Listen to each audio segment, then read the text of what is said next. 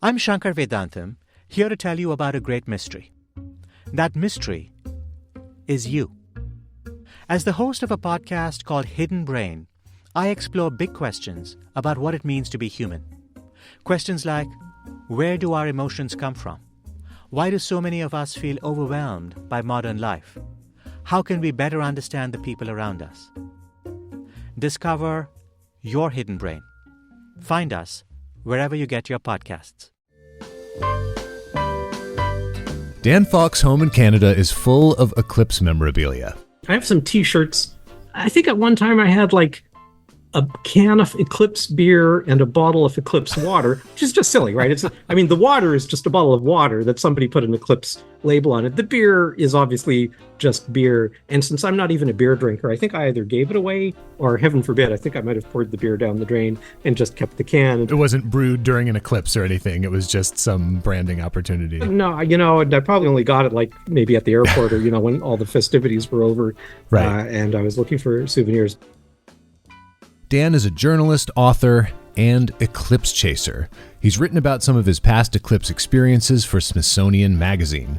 This week will mark his 6th experience within a path of totality. When the moon blocks the sun from our view, everything goes dark, and the stars come out in the middle of the day. I guess if money was no object, we'd all be eclipse chasers, wouldn't we? Generally, you do have to travel unless you're lucky enough and it comes into your backyard. But yeah, it is what it is. I suppose that would be the same with Star Trek conferences or attending Super Bowls in person or things like that. Is it possible for you to say briefly what you find so profound about experiencing a total solar eclipse? I think it's the uniqueness of it. So you've got the sun disappearing from the sky in the middle of the day. It's just not something that normally happens. As I look back at some of the videos that I shot in 1991 and in 2017, just listening to people's reactions, you could just hear it in their voices, right? This kind of hooting and hollering and applauding and the oohs and the ahs. On April 8th, the path of totality will cross through more than a dozen U.S. states. It's estimated that millions of tourists will flock to eclipse viewpoints across the country. People like Dan have been making plans about where they'll be on April 8th for a few years now. That's because today's eclipses, while miraculous, are also predictable. But just think about what an eclipse must have been like for people in ancient times. I think it's safe to say that in ancient times, a solar eclipse was frightening, awe-inspiring, and probably seen as an omen. You've got the sun disappearing from the sky, and, until roughly the time of the ancient Greeks, people didn't really understand the mechanics of what was happening. Now, you might say, well, wouldn't there be an old person who remembered the previous eclipse and so they know that the sun is coming back? But it's not quite that simple because it's a long time between eclipses. So it's actually quite unlikely. Think how high the stakes are. If you're not sure that the sun is coming back, that's a pretty intense thing to worry about. From Smithsonian Magazine and PRX Productions, this is There's More to That, the show where you don't have to put on special glasses to get an up-close look at the latest news in history, science, and culture. In this episode, we learn about ancient interpretations of eclipses and hear how some people honor those ancient traditions even today. I'm Chris Klein.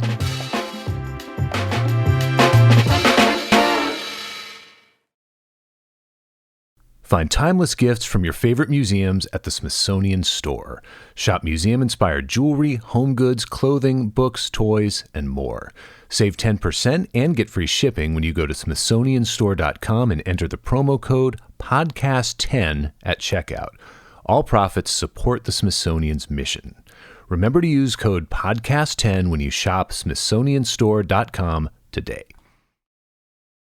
There are many historical accounts of eclipses. Some date back thousands of years. I think the oldest one where there's the textual record is from China. I think it's from around 1200 BC, give or take. These are people who observed an eclipse, using a terminology that's still used in China today for that phenomenon. So we know what they were referring to. But what's really interesting is that there are a lot of ambiguous cases. There are people who say that these spiral patterns on the stones at Newgrange in Ireland or other prehistoric sites in northwestern Europe, or in the southwestern United States. Petroglyphs, different kinds, different patterns, circular patterns associated with the ancient peoples of the Americas. And different claims have been made that these have some association with the sun or possibly with eclipses, possibly with supernovas. I mean, lots of ideas have been put forward. But the catch is, it's very hard to prove any of that. The first time someone successfully predicted an eclipse, at least according to surviving records, was 585 BC. This is one that was predicted by a guy named Thales of Miletus. And I'm a big fan of this guy. So from that point on, they come to be something that's better understood. And the only other element to that is that there was a war going on. These two warring parties had been battling for a number of years, and they were so amazed by the eclipse that they put their arms down and signed some kind of peace treaty. What was the Greeks' understanding of astronomy like in Thales' time? Do we know anything about what their beliefs were? Astronomy was at a somewhat advanced state by then. Some astronomers had mapped the part of the sky that was visible from Greece, the northern sky. So how good was their astronomy? Yeah, they named the constellations. They certainly tracked the planets. So they could tell you when was Jupiter going to be in Capricorn next. They could probably work that out. The important thing here is that Copernicus wouldn't be born for another millennium, right? You don't have to know that the planets are orbiting the sun. You just have to know that they're doing something. So you look at the positions of the planets in the sky, they follow patterns. If you study that for long enough, you'll be able to make predictions about where stuff is going to be. Moving forward in history, there were also literary references to eclipses. If you're reading Romeo and Juliet because your teacher told you to, or you're lucky enough to go see some of these plays performed, you notice that Shakespeare does talk about comets, eclipses, sunrises and sunsets. I think famously, Eclipse of the Moon is mentioned in Macbeth, and then it crops up again in King Lear. So Shakespeare was very interested in this. So he's using it as a kind of dramatic device.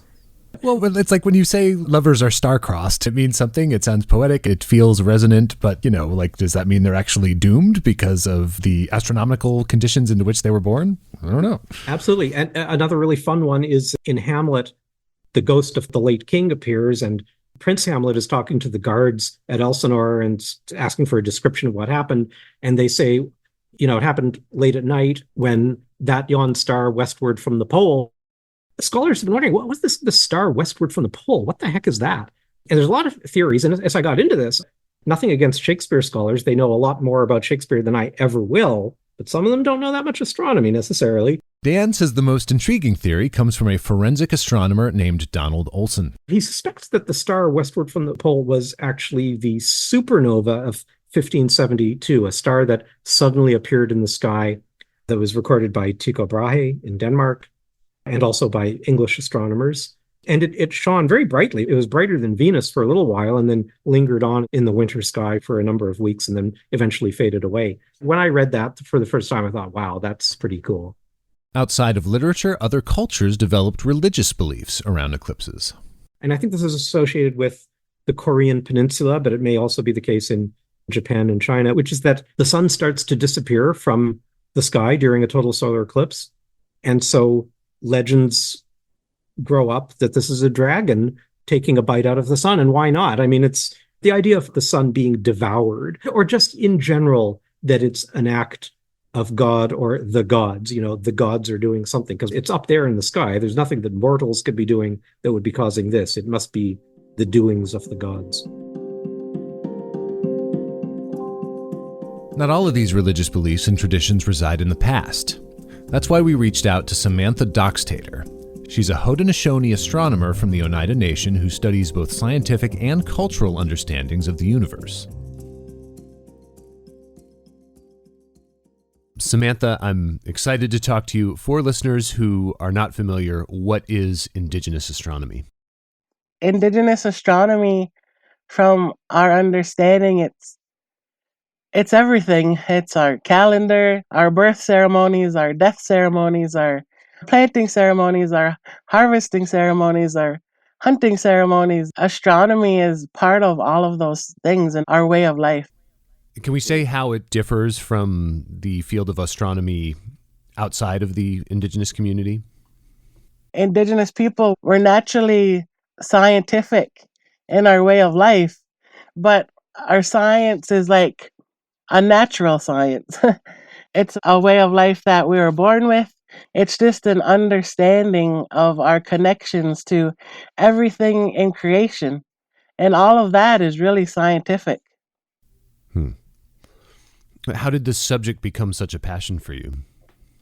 It's an inherited project. My younger sister, she was in university in London, Ontario. One of her advisors asked her if she would be interested in taking an astronomy course. And, as Haudenosaunee people, we've always been connected to astronomy. But she joined the course, and, it was the Eurocentric version of astronomy. And it didn't have the same connections that we did. But there was another professor looking to do Indigenous astronomy research. And so my sister applied for that position and she got the position. So for 3 years, she interviewed different people across Haudenosaunee country, and she gathered all of that information and she presented it all from a Haudenosaunee perspective. And even though it's a Haudenosaunee perspective, a lot of nations, we have similarities in our understandings with our creation stories.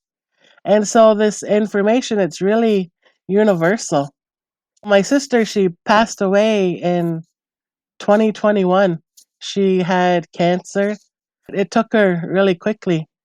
And before she passed away, she gave me all of her research and all of her work. And I remember asking her, like, what do you want me to do with it? And she said, it's yours now. You can do what you want with it. And at that time, I couldn't fathom the thought of doing this work without her. And now I can't fathom the thought of not doing it for her. So I've really been continuing her research and her work in honor of her. Part of the work Samantha inherited from her sister Sasha was about how the Haudenosaunee mark time and location by observing the stars and planets. Imagine living without the clocks we have today and the Google Maps we have today, how we have everything at our fingertips. We always had things at our fingertips, but it was that we looked towards the sky to guide us for those things. The sun would tell us what time it was. The constellations, they tell us what time of year it is.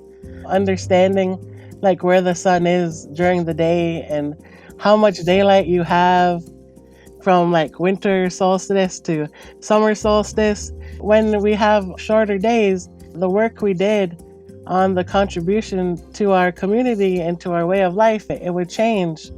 When we have longer days, we were outside more, and that was the time we would be planting and taking care of our gardens during that time.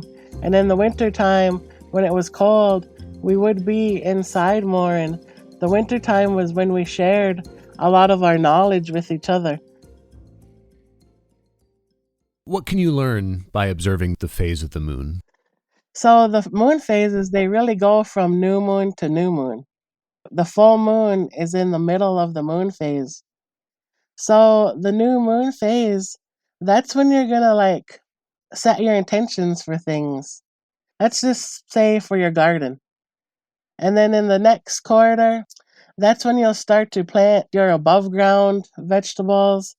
And then on the third quarter, you plant your root vegetables. And then in the last quarter, you don't plant anything. You just rest. So that's like the dark time.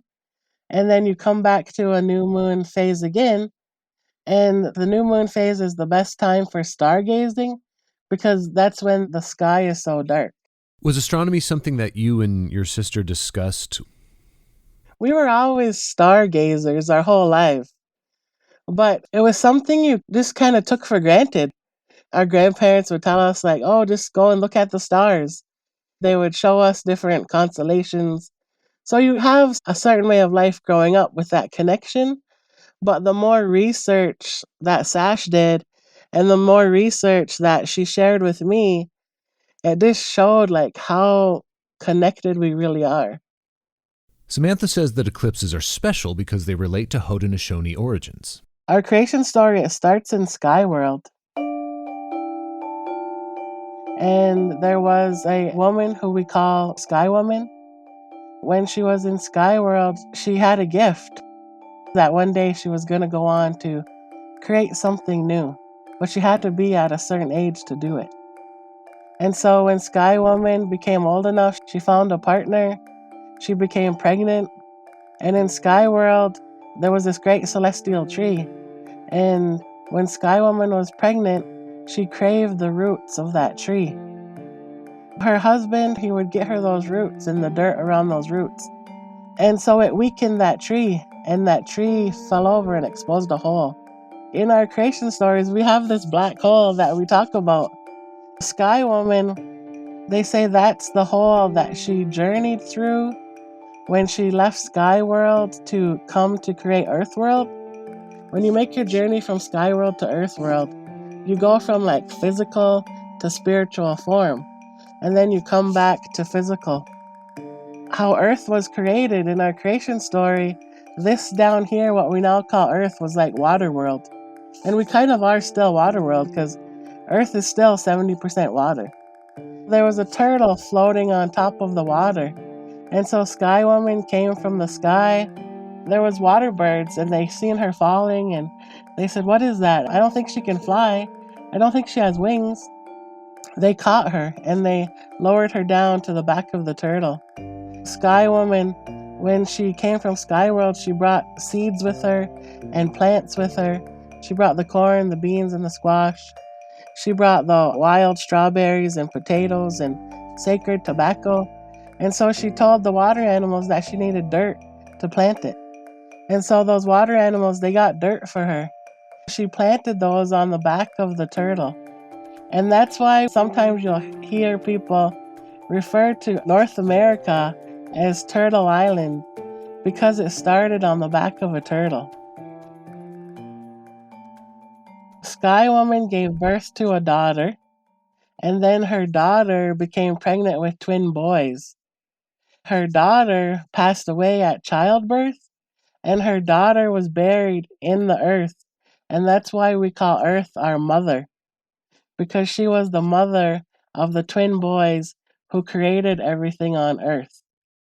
And because their mother passed away at childbirth, they were raised by their grandma, who is Sky Woman. When she passes away, the twin boys, they fought over where to bury her. And as they were fighting over her, her body was flung into the sky, and she becomes the moon. We call her Yunki Sut. She's the grandma to all of us. And then there's different versions of our creation story on how the sun came to be. And some say the sun was Sky Woman's older brother in Skyworld. And some say that the sun was her partner in Skyworld. But the common denominator is that they all represent that positive male energy.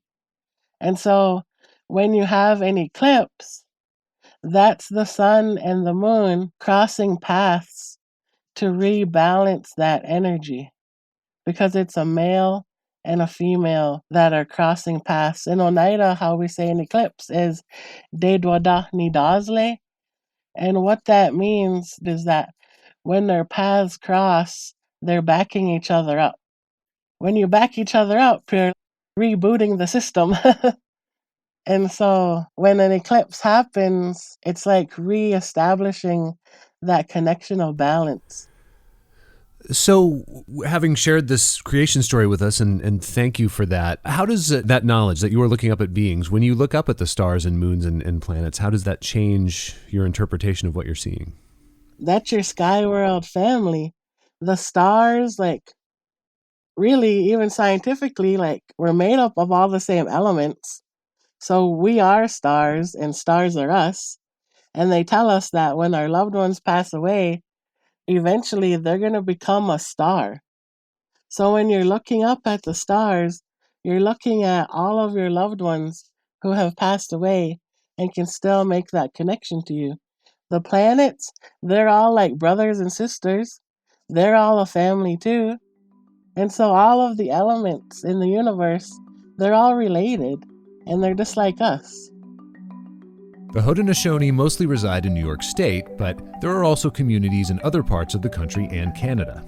The nation comprises 6 groups that came together to form a democratic confederation. Its members include the Mohawk, Oneida, Seneca, Onondaga, Cayuga, and Tuscarora nations. So a long time ago, the Haudenosaunee people, we agreed to live by the Great Law of Peace, the oldest participatory democracy on Earth. What that means is that we're going to bury our weapons and we're going to live with a good mind, with peace and with understanding and respect for each other. It was a contributing influence on the American Constitution because Benjamin Franklin had a great respect for the Haudenosaunee government system. The Haudenosaunee were originally made up of only 5 nations until the 6th and final nation agreed to the Great Law of Peace. And they say that there was a great total solar eclipse that happened in the sky, and they were the last nation to agree. So that total solar eclipse that happened was like a contributing factor to get everybody on board to agree to the Great Law of Peace. And so now this total solar eclipse, the path of totality, is directly over our homelands. The last time we had a total solar eclipse over our homelands was in 1925. And the next time it'll happen again will be in like 2144. So this is the only time we're going to experience this in our lifetime. And total solar eclipses, they do happen every 18 months somewhere in the world. But over our homelands, that path of totality, the last time was 99 years ago. So it is like a big deal for us to give thanks to it and to ask for that reset. Samantha told us that while Haudenosaunee cultures observe eclipses, their tradition is that they turn their eyes away and give the sun and moon their privacy as they meet in the sky. The elders, they tell us not to look at an eclipse, and a lot of it is because it's harmful to your eyes. But there is an emotional part to that. Because if you think about the sun and the moon, they're family, right? They're related. And they haven't seen each other in so long that when their paths cross, it's like really emotional for them. And imagine how, if you haven't seen somebody in your family for a long time, and just leading up to it, you get real excited to see each other, and then you just visit for that short time. But then in that same moment, you have to say, see you again. When we see somebody in our family and they get emotional, we tell them, like, oh, we're going to step out of the room and let you guys have this moment. So it's kind of the same thing with the sun and the moon. Like, it's that special that you don't even have to stare at it. You can just like feel the emotion and the energy of it. People can do whatever they want. But the cool thing about an eclipse is that a total solar eclipse is when the sky gets dark in the daytime, the stars are going to come back out. So that's what I'm going to be looking for, is the stars. I'm going to let the moon and the sun have their time together. You know, we need to restore certain things for within ourselves. Yeah, it's just like, how do we respectfully observe the total solar eclipse, but also how do we reinstill the knowledge of the Great Law of Peace at the same time? Because Indigenous people, like, we've come through a genocidal apocalypse. What do you want people to take away from your lectures? I want to help people heal. I want to help heal Indigenous oppression with astronomical knowledge and original ways of knowing. We've always been scientists and astronomers and engineers and doctors and lawmakers even before the institutions ever existed. So I just want my people, like Indigenous people, different nations of people, to remember like how smart and innovative and creative that we have always been. If you don't mind saying, do you know what you personally will be doing? Where will you be on April 8th? I will be in Seneca territory in New York at a gathering. I was at a gathering 7 years ago on the last time there was a total solar eclipse in the United States. And when we were at that gathering, we said we were going to reconvene on the next total solar eclipse that was over our homelands. So that's where I will be. We reached out to some other representatives from different indigenous communities for this segment, and what we heard back was that some prefer to keep their eclipse traditions private. So can I ask why you feel it's important to share these beliefs and traditions with the broader world? I understand that too. And it is because our people had to hold on for dear life to keep our traditions. They're just holding on like by a thread. And then now you want us to tell the rest of the world? At the same time, the rest of the world needs to know how special we are. Because if we don't share that with the rest of the world, they're not going to know that either about us. So during eclipses, people flock to the path of totality to observe the eclipse. What can they do to make sure that the visitors are being respectful to the lands they're visiting and to the indigenous communities that reside there? I heard Niagara Falls is like the best place to view this total solar eclipse. I heard there's going to be like 1 million people going to view the eclipse there. So it's going to be crazy busy there. That's Haudenosaunee homelands, all of Niagara Falls. So it's just being respectful of each other, of the time that you have there, of the space, of the land. Whatever you brought with you, take it home with you and give thanks to the people whose land you're on. Try to learn from the original people of the land too. Let's find ways to find our understandings and our perspectives too. Thank you, Samantha, for a fascinating and informative talk. Thank you for the invitation. It was fun.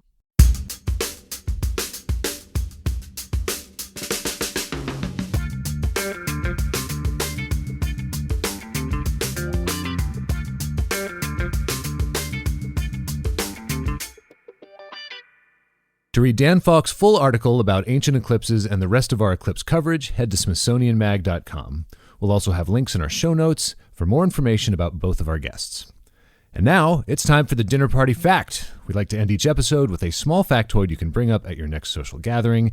This episode's Dinner Party Fact will be perfect for Eclipse Watch Day and involves everyone's favorite fictional archaeologist, Indiana Jones. Hi, I'm Jo Marchant. I'm a contributor for Smithsonian, and my dinner party fact is that the most recent Indiana Jones movie, Indiana Jones and the Dial of Destiny, was based on a real Greek mechanism called the Antikythera mechanism that was found on a shipwreck near the Greek island of Antikythera, and it was a model of the cosmos, a little pocket universe, and you really could travel back and forwards in time by turning a handle on the side, and the dials on the front would tell you everything you could see in the sky on that particular date.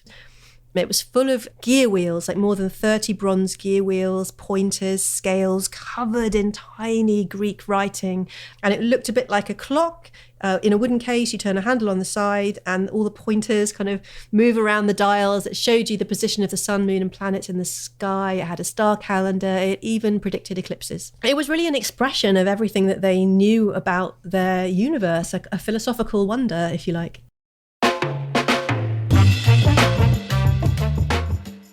There's More to That is a production of Smithsonian Magazine and PRX Productions.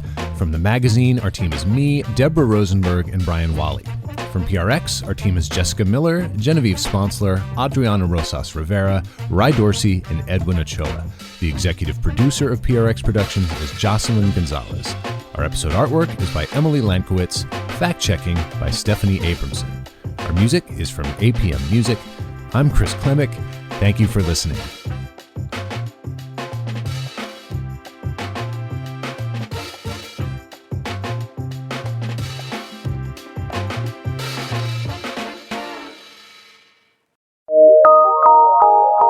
From PRX.